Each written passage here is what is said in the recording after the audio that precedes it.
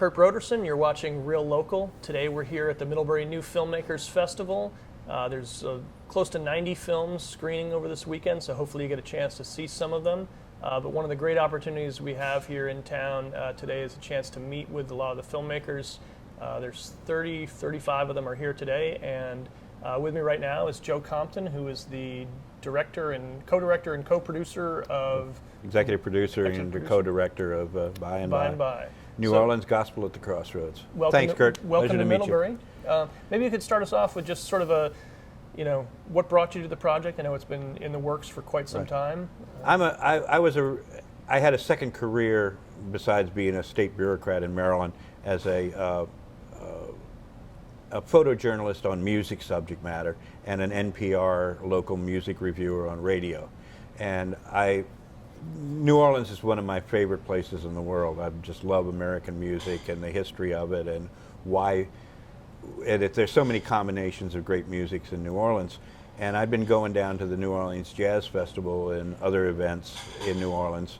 And in 2004, a friend of mine said to me at Friday night at midnight that we had to go to bed, and I never thought I would go to bed in New Orleans at midnight. And he said, "We are doing this because the electrifying Crown Seekers are playing tomorrow morning at noon, and you're going to see them." And I was just blown away by the performance. The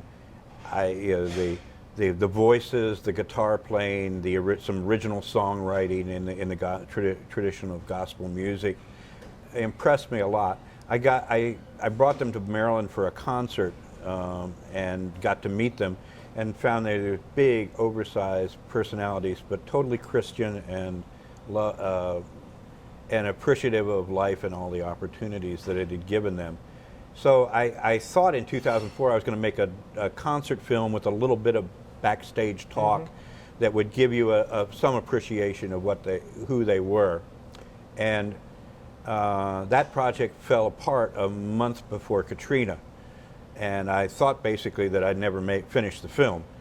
I was very, very lucky to meet a new friend named Matt Bowden, who's my co-director and the editor of the film, and he asked me, "Can I see your footage, what you shot in New Orleans in 2004, and if I can do something with it, would you be interested in reviving the film?" He did. He made really great work. He's an up-and-coming, brilliant editor, and we're both music nuts. We're just absolute nuts about music, and we appreciate gospel music and what it's brought to American history.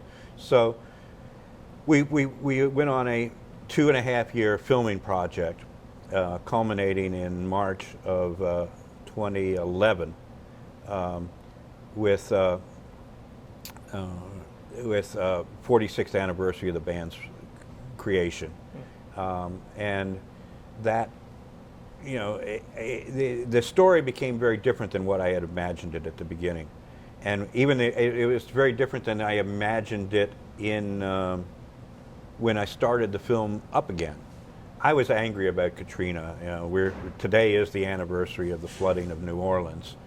And when I was going down to New Orleans doing the second time, people were saying to me, "Well, it's better now, isn't it?" Yeah, it's better than being underwater for 61 days. Yeah. I mean, it's the jazz musician says, compared to what? So, and I was angry, but the Crown Seekers and the rest of the gospel community, they weren't. They really felt like God had dealt them this hand and they were going to deal with it as it was, and they were not going to whine about it. They weren't going to play the victim card. And so I had a different story, and I had to respect that. It's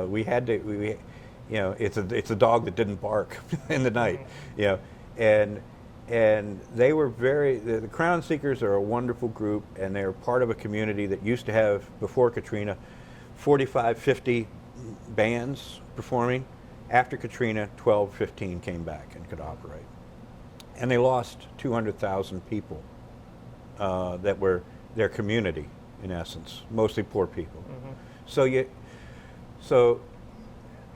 how were they going to survive? And how will we tell that story?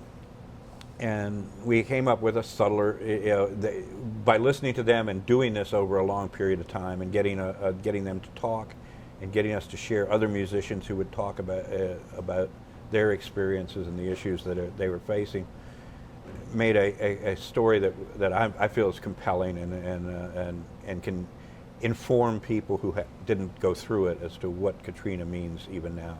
Well, it's a good reminder that today is that anniversary. Yes. I think on the sort of collective conscience or conscious, people aren't thinking about Katrina right now. In Vermont, we sort of have Irene as a more recent comparison. So maybe here it's sort of that story hasn't been forgotten as much.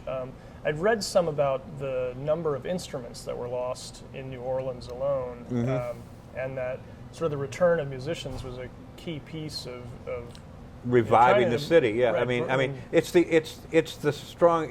To me, it's the strongest tradition in New Orleans and in most of Louisiana, and it's such a weird combination of various influences, Spanish, Caribbean through the Caribbean, French through control of the area for a long time, and then this raw enthusiasm for gospel of the gospel church. And we always say that the most segregated hour in the United States is 11 o'clock on Sunday, and I wanted to get you to experience the black church. And I think gospel music is important to American music. It's the drive that was behind my original love for rock and roll. It has that great energy and utter conviction of a singer and a set of vocalists. And I just I was very lucky, but as things fell through and worked through on this film, we ended up not having any white guy come on and say gospel music is important because of 1, 2, 3. You just meet the people who do it, then you see them perform, and you can find out whether it moves you or not. So I think that's a better way of telling a story, that you experience it rather than having somebody tell you should think this is important because Elvis Presley recorded gospel songs. No, Elvis Presley recorded gospel songs because they were important music to him and to all of the South and all of the United States. And these are people who don't have great success. You're going to have probably my favorite gospel artist is going to be featured at the end of this festival, Mavis Staples. She is remarkable. She's gone around the world.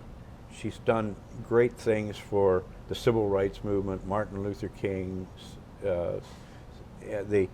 and she's taken that raw thing out of the church and the Staple Singers originally, and she are great emissaries for us to appreciate what African American culture has brought to the United States.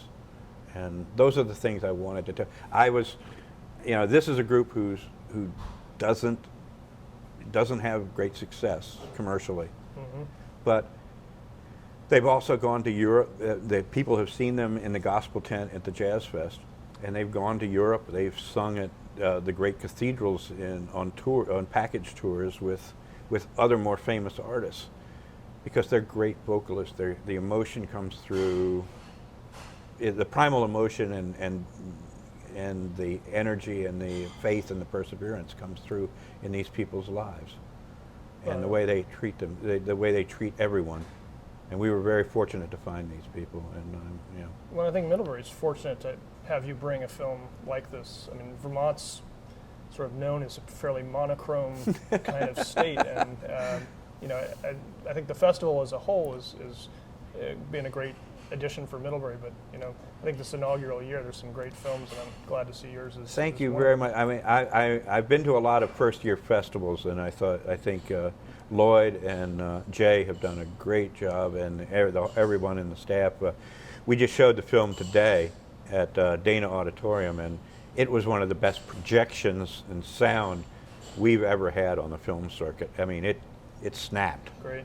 And the 2 short films that we had with it were compatible. They were talking about artistry and perseverance to create, And those things are really vital to the human soul. And we're very, very excited to be in Middlebury with this festival. And the people have been so kind to us, and the opportunities have been so many. I can't take the smile off my face. It's like, yeah, it feels real good. Good. Well, I mean, it has been really a community event. I mean, I know a lot of the filmmakers are staying with local people, not in a hotel, not at an inn. And yeah, we've been very great. Family, Kate Briggs has offered us a cottage right on Lake Dunsmore. Yep. And it's just the most beautiful place in the world. I hope we can keep my film and this festival can keep a relationship going, because I'd love to promote this through this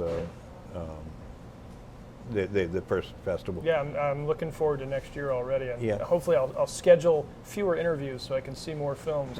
I got a chance to watch a lot yesterday, but yes, yeah, it's a sort of an embarrassment of riches. You know, yes, any one film you see, you know there's 3 or 4 that you're missing because of it.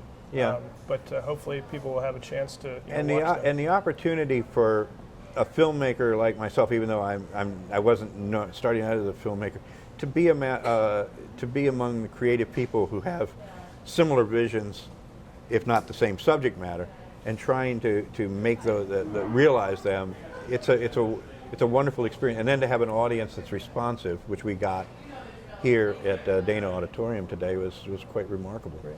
So moving on from Middlebury, where are you going next with your film? Well, I'm very excited that we got word a couple of weeks ago that I feel like I'm the Lewis and Clark expedition, moving slowly across the United States.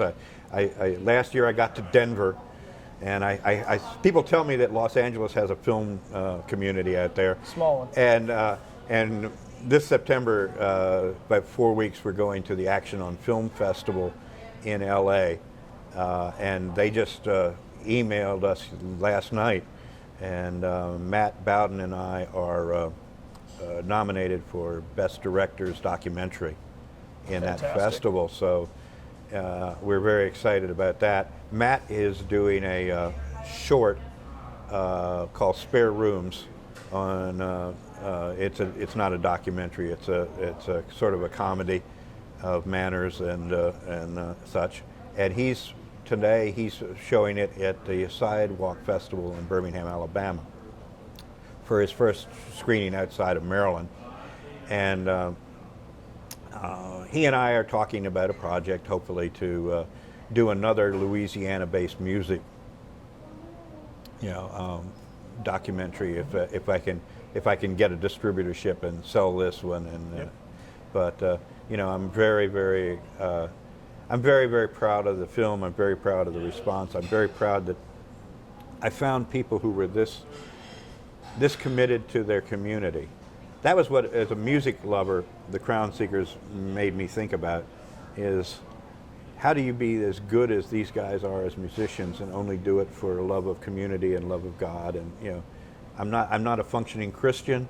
I don't think I'm not sure that I'm an atheist, but I want to be. I want to be around people as positive as this, and that was one of the great experiences, is to know these gentlemen and ladies who are that gospel community, and their sanguine acceptance of the world. And it was funny. We filmed 2 times. We went down. One was just after the Haitian earthquake, and indeed, there's a small piney wood church that I was filming them in up in Mississippi, and right behind the drummer is a contributions for Haiti. It's 4 years after Katrina. Yep. We were there the week of the tsunami in Japan, and it was before we knew about the nuclear disaster.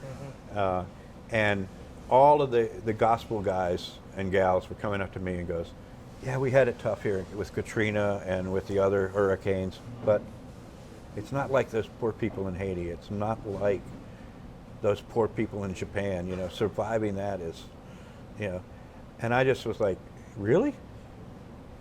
that kind of balance and empathy for other people's suffering without dwelling on your own amazes me at a real human level. Yeah, that's a great thing, and I think you see that in other places where some of the most generous people are the people who've suffered their own adversity and recognize that in other people in other places. Yeah, yeah. So I'm very I think that the church-based community would enjoy going over to the Black Church with my film on Sunday for Sunday services and to meet some really remarkable people.